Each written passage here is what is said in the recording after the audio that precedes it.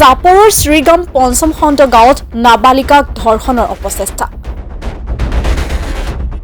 অভিযোগ অনুসৰি একেখন গাঁৱৰে মহম্মদ নামৰ লম্পট এজনে নিশা দুৱাৰ ভাঙি নাবালিকাক ধৰ্ষণৰ চেষ্টা চলায়।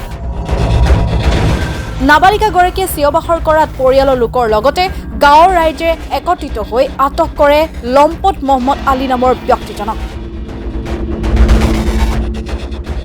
অৱশেষত ৰাইজে উত্তম মাধ্যম দি গতাই দিয়ে শালকুচা আৰক্ষী চকীক। ঘটনা সংক্ৰান্তত ভুক্তভোগীয়ে এজাহাৰ দাখিল কৰে। জানিব পৰা মতে পূৰ্বেও এইগৰাকী লম্পট মহম্মদৰ বিৰুদ্ধে আছে বহু অভিযোগ।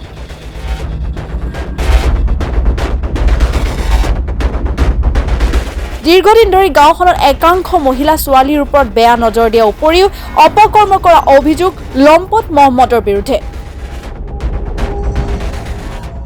অৱশেষত গাঁওখনৰ একাংশ ৰাইজ অতিষ্ঠ হৈ ওলাই আহিল মহম্মদৰ বিৰুদ্ধে।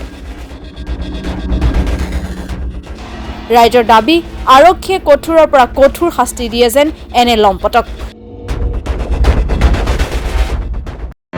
আমাৰ গাঁৱৰ নাম শ্ৰীগ্ৰাম পাৰ্ট 5। মহম্মদ নামৰ ব্যক্তি এজনে আমাৰ গাঁৱৰ এটা ঘৰত সোমাই 13 বছৰীয়া নাবালিকাক ধৰ্ষণ কৰিবলৈ চেষ্টা কৰিছিলে। আগতো সেই মানুহজন গাঁৱত বহুত মানুহক ধৰ্ষণ কৰিছিলে, কিন্তু গাঁৱলীয়াভাৱে বিচাৰ হৈছিলে, কোনো ধৰণৰ শাস্তি পোৱা নাছিলে।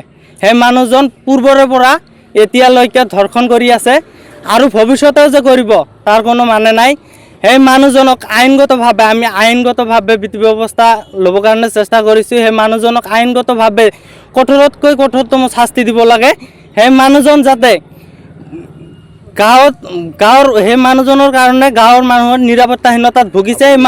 এই মানুহজনক এনেকৈ যাতে শাস্তি দিয়ে, কঠোৰতকৈ কঠোৰতম শাস্তি দিয়ে, হ'লে ফাঁচি নহ'লে যাৱজ্জীৱন কাৰাদণ্ড দিয়ে, যাতে এই মানুহজনৰ কাৰণে গাঁৱৰ মানুহ নিৰাপত্তাহীনতাত ভুগিছে, নিৰাপত্তাত যাতে থাকিব পাৰে। এই মানুহজনক যদি শাস্তি নিদিয়ে আইনগতভাৱে, এই মানুহজন আৰু যে ভৱিষ্যতত কিবা কিবি কৰিব তাৰ কোনো মানে নাই।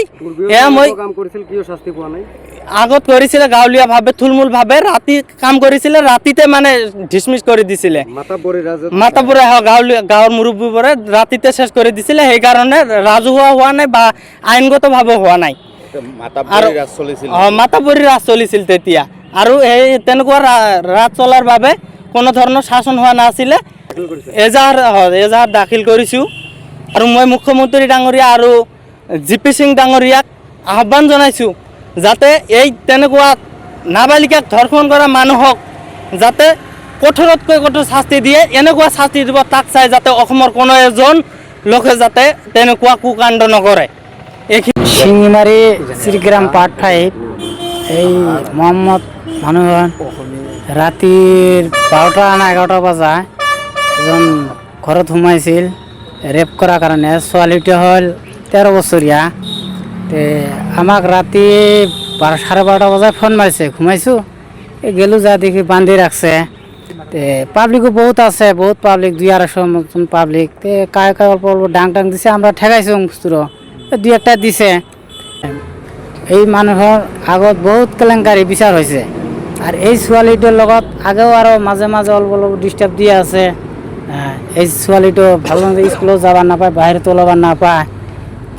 এক ৱাৰ্নিং দিয়া হৈছে, আমৰাও কৈছোঁ যে ওই ছোৱালী আমার ঘরের বগলত নাযায়। এই বস্তুটো মানুষটো দাগি, এইটো আমরা জানাই যে প্রশাসনের মধ্যে বস্তুটো যেন শাস্তিটা যেন কঠোরভাবে শাস্তি হয়। আর আমার সরকার হিমন্ত বিশ্ব শর্মা তাকে আহ্বান জানায় যে বস্তুটো যাতে তাক যাবজ্জীবন কারাদণ্ড যাতে হয়, এটি আমি বুঝেছি।